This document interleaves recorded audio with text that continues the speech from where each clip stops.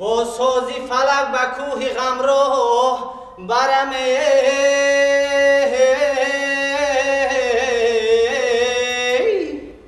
جان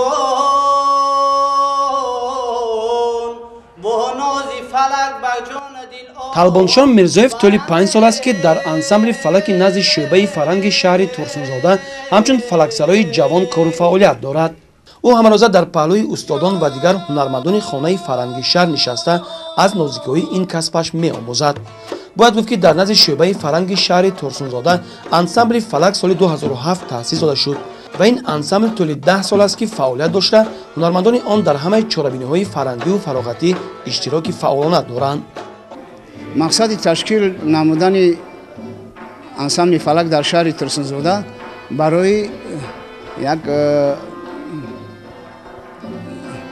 موسیقی یک ژانر ملی خودمون تشکل و تقویت دادن. به همین مقصد سال 2007 با سپارش پیشوای ملت اساسگذار صلح و وحدت امالی رحمان همین انسامبل در شهر ترسونزاده تأسیس یافت.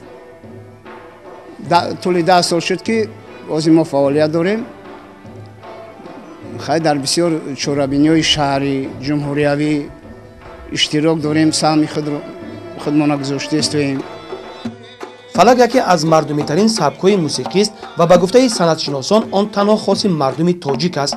فلک جزء قوی فرهنگ تاجیکان بوده چون ژانر موسیقی سنتی از زمانهای خیلی کهن وجود داشت و با مرور زمان تماکل یافته خصوصیت‌های تازه کسب نموده است، میگوید هنگام صحبت رهبر انسامبل فلک رحمتشاه میرزایف.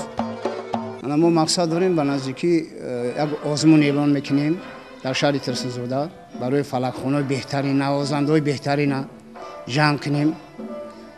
بعدی که آزمون وای کردیم اعلان کردیم خیلی بچه‌ها جوان‌ها را بسیارتر جلب کنیم که خیلی آینده با خیلی که پیشتر گپ زدیم امی فلک به طرز استاد شاگرد آمد ما هم او در رسانده بتونیم که او هم آینده با جوان‌ها دا برسونن امی دوردانه گوهر موسیقی خلق تاجیک اوج کنه بالا بره و گم نشود. رحمتشاه میرزایف که رهبری این انسامبل را در شعبه فرهنگ به عهده دارد در هوای فلک به وای رسیده است و برای رشد موسیقی ملی تلاش میکند.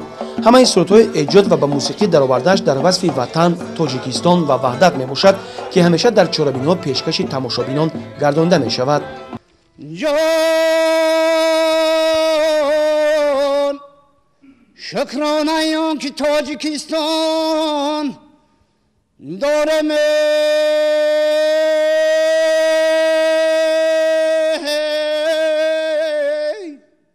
خوجند حصار رش ختلان داره